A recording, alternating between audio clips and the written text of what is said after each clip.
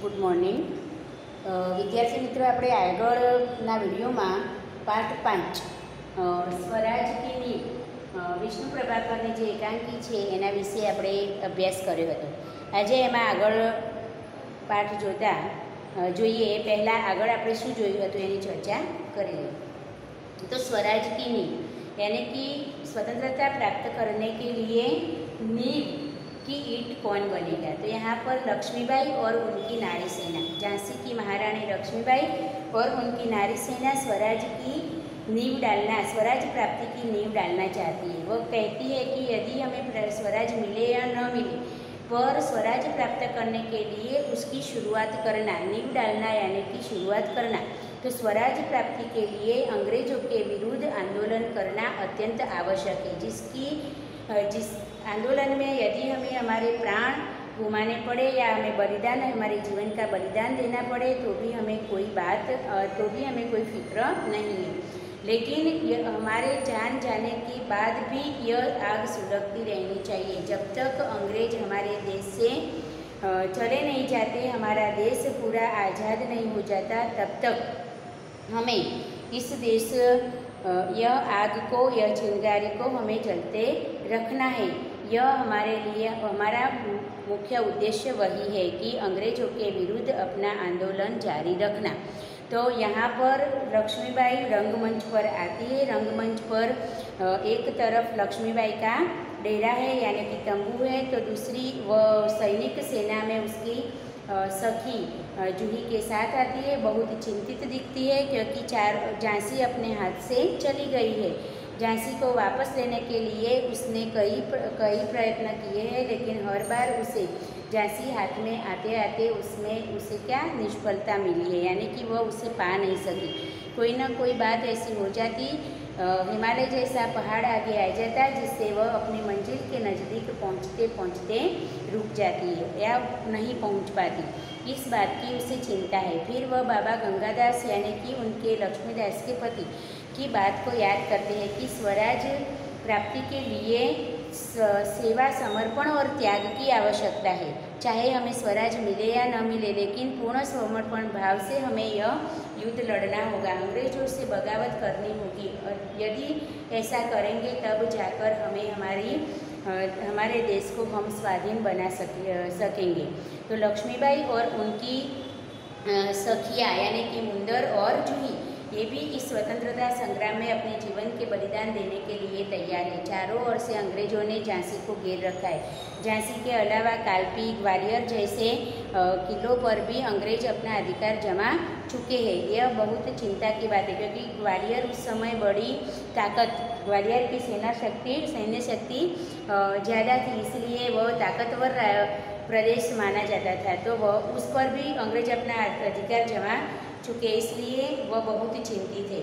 लेकिन आज राव साहब विलासिता में डूबे हैं, जिसके कारण वह ग्वालियर की जो बड़ी सेना है उसे युद्ध करने के लिए तैयार नहीं कर पाई।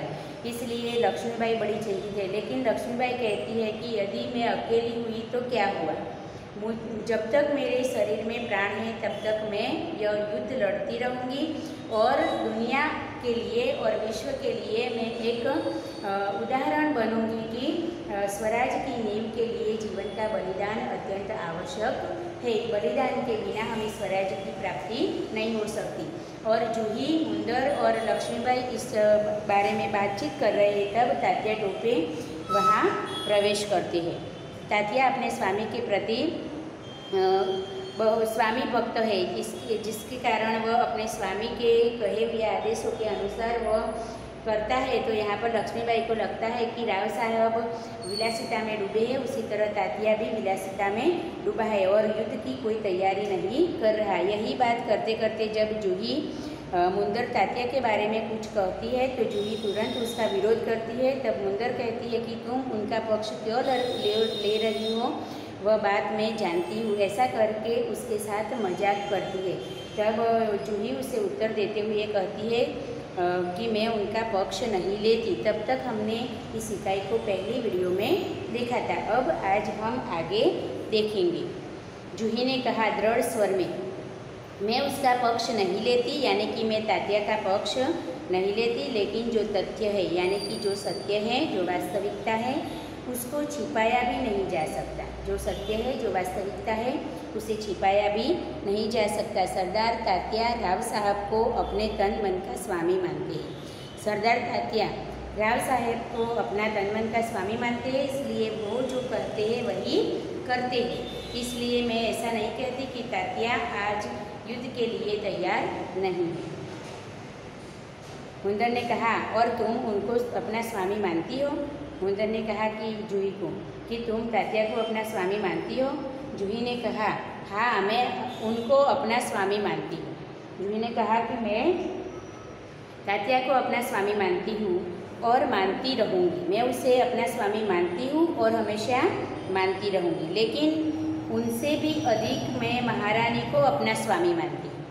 तात्या को जूही तात्या से प्रेम करती है, इसलिए वह कहती है कि मैं उसे अपना स्वामी मानती हूँ, पर तात्या से ज़्यादा मैं महारानी को अपना स्वामी मानती हूँ, यानी कि वह स्वामी भक्त बनी। और महारानी से भी बढ़कर मैं अपने देश को अपना स्वामी मानती हूँ, और इससे भी आगे, अपनी महारानी से भी आगे जाकर वह अपने देश को स्वामी मानती है, यानी कि देश के लिए वह सब कुछ न्यौछावर करने के लिए तैयार है, यानी कि सच्ची देशभक्त है।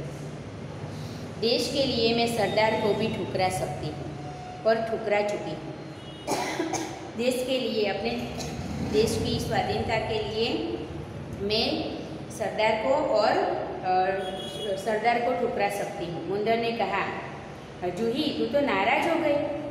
मुंदर को लगा कि मैंने ऐसा कहा कि तुम तात्या का पक्ष ले रही हो, तो जूही को बुरा लगा।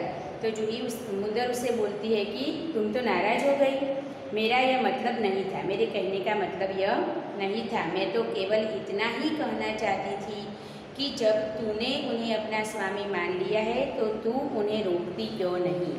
ये विलासिता में डूबे हुए तात्या और राव साहब को तू जागरूक क्यों नहीं करती, उसे अपने देश के प्रति अपनी फर्ज को याद क्यों नहीं दिलाती, अपने कर्तव्य को याद क्यों नहीं दिलाती। ऐसा तुम करो, ऐसा मुंदर जूही को समझाती है। लक्ष्मीबाई ने कहा, जूही ने उन्हें रोका है, એટલે जूही ने तो उन्हें समझाया था। मुंदर, मैं जानती हूँ, जब राव साहब के कहने पर तात्या इसे नाचने के लिए बुलाने के आए थे तो इसने उसको बुरी तरह धुतकार दिया था। अब जूही अच्छी नर्तकी भी है, तो अपने विलासिता के लिए, अपने आनंद के लिए राव साहब ने जब जूही को अपने दरबार में नाचने के लिए बुलाया था, तो तात्या स्वामी भक्त है, अपने स्वामी की आज्ञा मानकर वह जूही को बुलाने के लिए आया था, लेकिन जूही ने उसे धुतकार दिया, यानी कि उसकी प्रस्ताव का इनकार कर दिया था।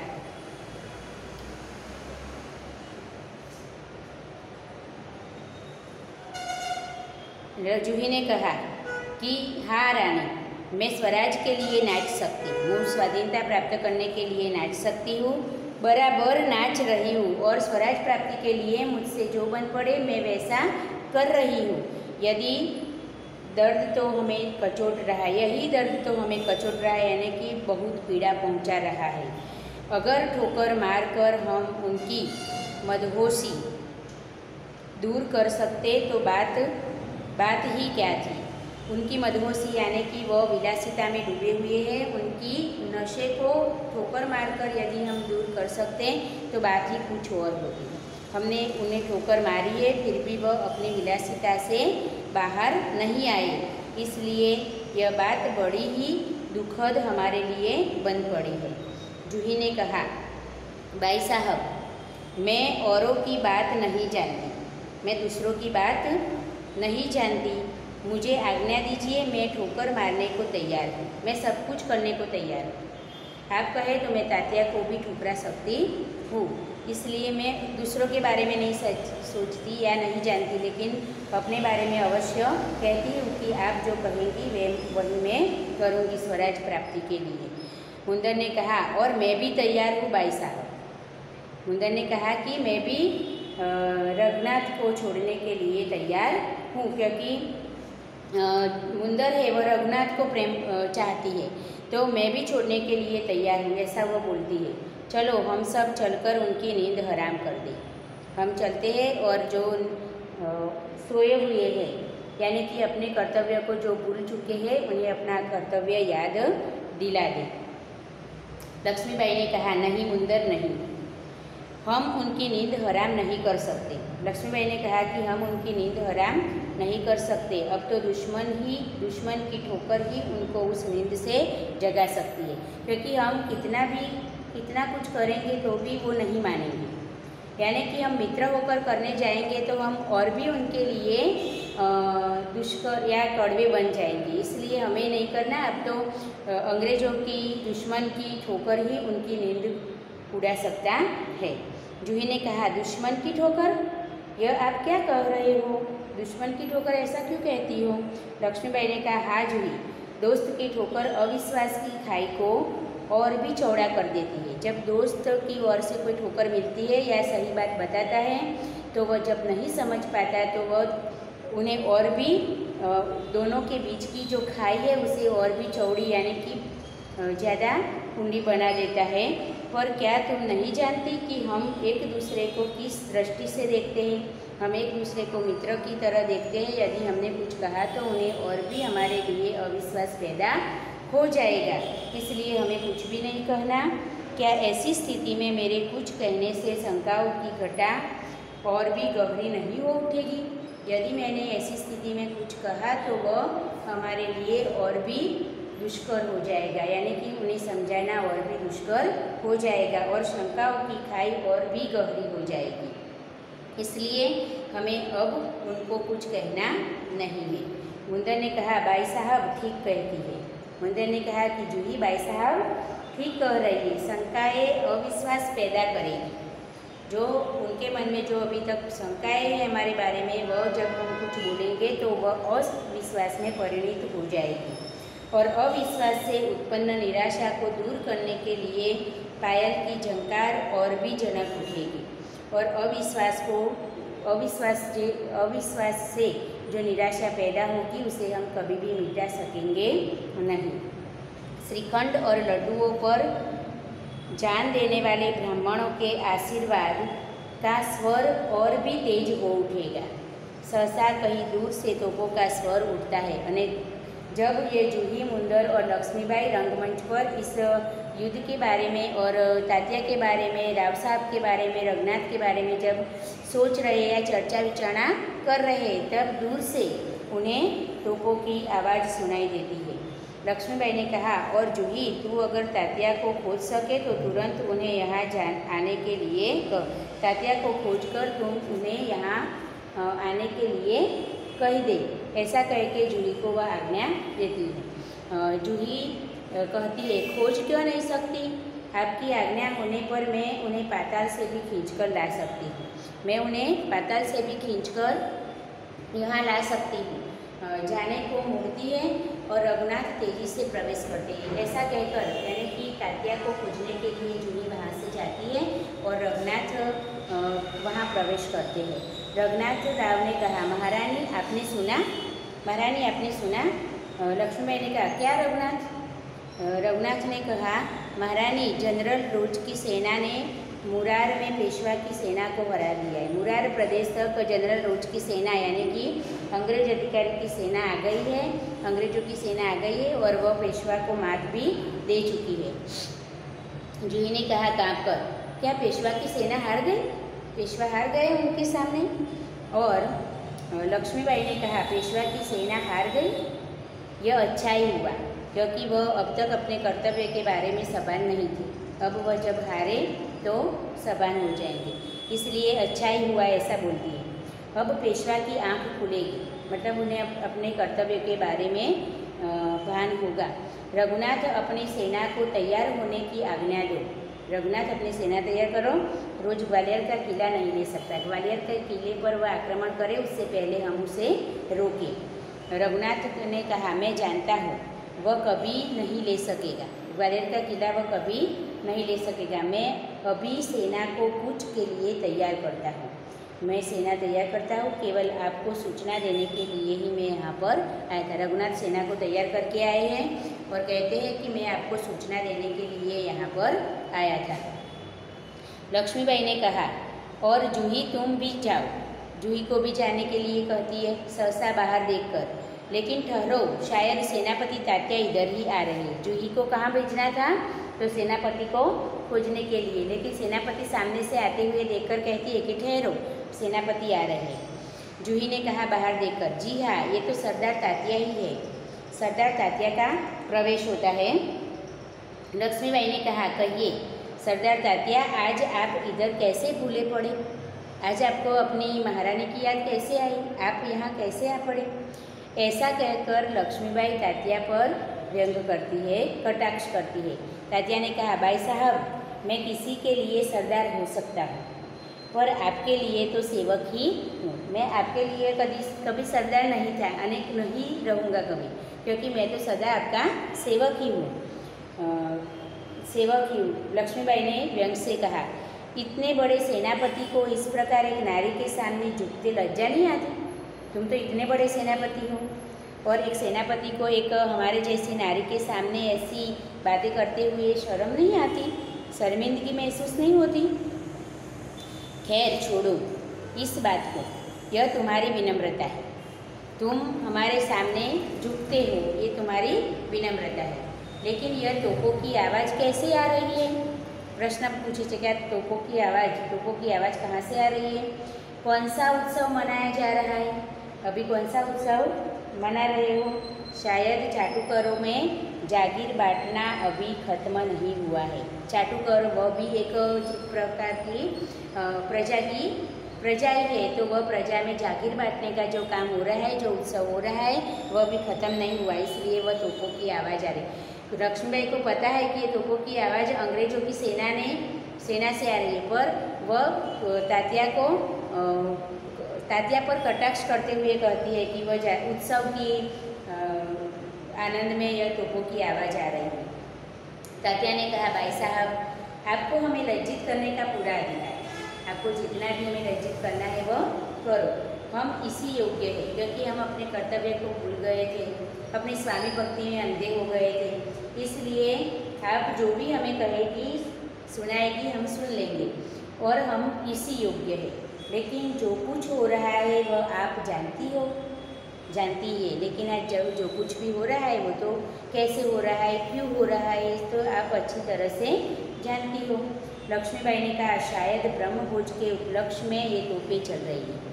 कहीं ब्रह्म भोजन हो रहा है, तो ब्रह्मभोज के उपलक्ष्य में यह तोपें चल रही है। श्रीखंड और लड्डुओं के लिए घी शक्कर की कमी तो नहीं पड़ी? श्रीखंड और लड्डू बनाने के लिए घी और शक्कर की कमी तो नहीं पड़ी कि वह तोपें उड़ा रहे हैं। जूही ने कहा, सरकार, इस बार इनको माफ़ कर दीजिए। जूही तात्या को लक्ष्मीबाई से निवेदन करती है कि इस बार आप तात्या जी को आप क्षमा कर दें। वह अपनी भूल के लिए क्षमा याचना करते हैं, तो उन्हें क्षमा कर दीजिए। तात्या ने कहा व्यग्र होकर, भाई साहब, आप यूँ कब तक फटकारती रहेगी? व्याकुल होकर उन्होंने कहा कि आप ऐसे मुझे कब तक सुनाती रहोगी, फटकारती रहोगी या मुझ पर व्यंग करती रहोगी? लक्ष्मीबाई ने कहा, तू कहती है अच्छा, लेकिन मुंदर का प्रवेश तू कहती है तो मैं अब तात्या को कुछ नहीं सुनाती। ऐसा कहकर उन्होंने जूही बात मानी। तब इतने में मुंदर का प्रवेश होता है। मुंदर ने कहा, सरकार, सेना तैयार, कि हमने सेना तैयार कर दी है। लक्ष्मीबाई ने कहा, तो मैं भी तैयार हूँ। तात्या, तुमसे मुझे बहुत आशाएं थी, मैंने तुम पर बहुत आशाएं लगाई रखी थी। तुम्हारे रहते यह सब क्या हो गया? तुम थे इतने शक्तिशाली सेनापति होने के बावजूद भी ये सब कैसे हो गया? जूही ने कहा, सरकार, ये स्वामी भक्त है, ये स्वामी भक्त है और अपने स्वामी के साथ देने में ये सब हो गया। इस तरह जूही ने तात्या की ओर से कहा। लक्ष्मीबाई ने कहा, लेकिन आज हमें देशभक्तों की आवश्यकता है। खैर, अब भी कुछ नहीं बिगड़ा, अब भी बहुत कुछ किया जा सकता है। आज हमें स्वामी भक्तों की नहीं बल्कि देशभक्तों की आवश्यकता है। चलो जाने दो, अब भी कुछ नहीं बिगड़ा। जब से हम जागृत हुए वहीं से हम शुरुआत करें, अब भी बहुत कुछ किया जा सकता है। तात्या ने कहा, इसलिए तो आया हूँ भाई साहब, अब मैं अपने कर्तव्य के प्रति सबान हो गया हूँ, इसलिए तो मैं यहाँ पर आया हूँ। आप जो कहेगी वही करूँगा, आप जो कहेगी मैं वही करूँगा, जो योजना बनाए उसी पर चलूँगा, आप जो योजना बनाएगी मैं उसी पर चलूँगा। लक्ष्मीबाई ने कहा, तो जाओ तलवार संभालो और नुपुर की झंकार के स्थान पर तोपों की गर्जन होने दो। नुपुर की झंकार यानी कि नाच गान में जो मग्न हो उसे छोड़कर अब तोपों की आवाज़ की गर्जना सुनो। भूल जाओ राग रंग, भोग विलासिता या आनंद प्रमोद को भूल जाओ। याद रखो हमें स्वराज लेना है, हमें रणभूमि में मौत से जूझना है। हमेशा याद रखो कि हमें स्वराज प्राप्त करना है और जिसके हृदय में स्वराज प्राप्त करने की भावना हो वह ऐसे विलासिता में डूबे नहीं रहते और हमें रणभूमि में जाना है, वहाँ युद्ध करना है। तात्या ने कहा कि महारानी आपकी जय हो। तात्या वहाँ से जाता है, महारानी आपकी जय हो, मैं युद्ध के लिए तैयार होकर आया, मैं युद्ध के लिए तैयार होकर आया, अब मैं रणभूमि में जाने के लिए सिर्फ आपकी आज्ञा लेने आया था। लक्ष्मीबाई ने कहा, जानती हूँ, लेकिन सेनापति इस बार याद रखना कि तुम दुर्भाग्य से विजय न मिल सकी तो तुम्हें सेना और सामग्री दोनों को दुश्मनों के घेरे से निकाल कर ले जाना है। लक्ष्मीबाई को लगता है कि यह उनका अंतिम युद्ध है। यदि उस बार उन्हें जीत नहीं मिली, यदि वह हार गई तो तात्या को वह एक जिम्मेदारी सौंपती है कि तुम्हें सेना जो कुछ भी सेना हमारी बचती है वह और शस्त्र सामग्री सब वहाँ से बचाकर सुरक्षित जगह पर ले जाना है, वह अंग्रेजों के हाथ नहीं आने देना। तात्या ने कहा, ऐसा ही होगा। लक्ष्मीबाई ने कहा, तात्या मेरा मन कहता है कि यह मेरे जीवन का अंतिम युद्ध है। तात्या, यह मेरे जीवन का अंतिम युद्ध है, ऐसा मुझे लग रहा है। जीत हो या हार हो, मुझे किसी बात की चिंता नहीं है। चाहे मैं जीतूँ या हार जाऊँ, मुझे कोई चिंता नहीं है। चिंता केवल इस बात की है कि हमारी वीरता कलंकित न हो पाए। मुझे चिंता एक ही बात की है कि जब तक हम जिंदा हैं तब तक हम वीरों की तरह वीरों की भांति लड़ते रहे, हमारी वीरता कभी कलंकित होनी चाहिए नहीं। तात्या ने कहा, भाई साहब, वीरता आपको पाकर धन्य है, आप जैसी नारी को पाकर वीरता धन्य है। आपके रहते कलंक हमारी छाया को छू भी नहीं सकता और ना ही छू सकेगा। आज्ञा दीजिए। प्रणाम करके वहाँ से तात्या जाता है। लक्ष्मीबाई ने कहा, प्रणाम तात्या, मैं सीधी युद्ध भूमि में जा रही हूँ, देर न लगाना। मुंदर ने कहा कि प्रणाम, आज मैं बराबर आपके साथ रहूँगी। मुंदर ने कहा कि महारानी, मैं आपके साथ रहूँगी। जूही ने कहा, और मैं तोपखाना संभालूंगी। जूही ने कहा कि मैं तोपखाना संभालूंगी। लक्ष्मीबाई ने कहा, और हम सब मिलकर या तो स्वराज प्राप्त करके रहेंगे या स्वराज की नींव का पत्थर बनेंगे। आज लक्ष्मीबाई ने कहा कि यदि आज हम निर्णायक युद्ध होगा हमारा, आज हम स्वराज प्राप्त करके रहेंगे। यदि वीरगति को प्राप्त हो भी गए तो हमारी ये सुलगाई हुई चिंगारी जो है उसकी आग चारों दिशाओं में भभक उठेगी और हम नींव का पत्थर बनेंगे। हर हर महादेव, तीनों हर हर महादेव का उद्घोष करती हैं। पृष्ठभूमि में यही उद्घोष उभर कर आता है और मंच पर प्रकाश में धुंधलाते न धुंधलाते सब कहीं छा जाता है। धीरे धीरे शांति छाने लगती है, प्रकाश उभरने लगता है और पृष्ठभूमि में गीता पाठ का स्वर उठता है। रणभूमि में जाने से पहले, यानी कि जो पहले चर्चाएं हो रही थी वो सब खत्म हो गई।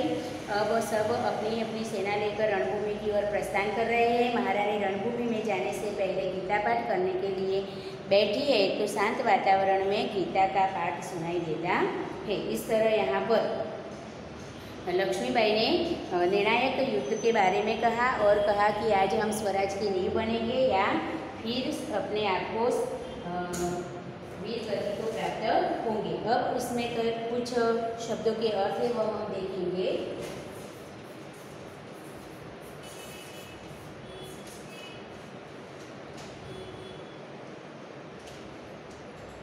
भूमि तैयार करना,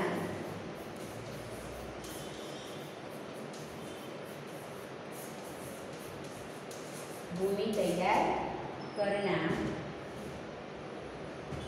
बनना,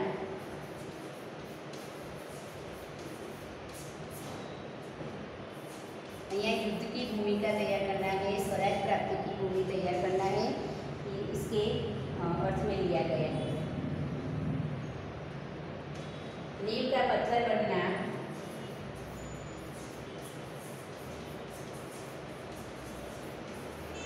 पत्थर बनना, किसी खास कार्य की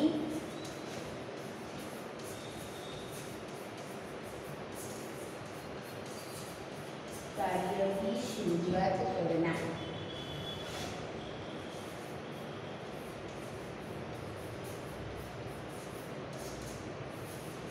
किसी खास कार्य की शुरुआत करना। दुत्कारना मतलब तिरस्कार करना, दुत्कारना तिरस्कार करना। कचोटना मतलब कष्ट देना, कचोटना कष्ट देना। आंखें खुलना, सत्य समझ में आना,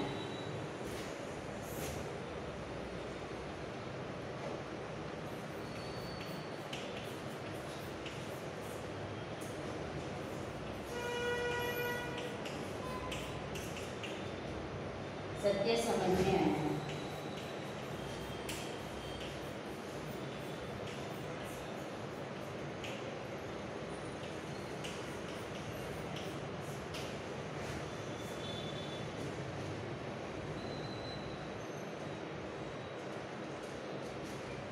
पृष्ठभूमि એટલે पीछे का भाग,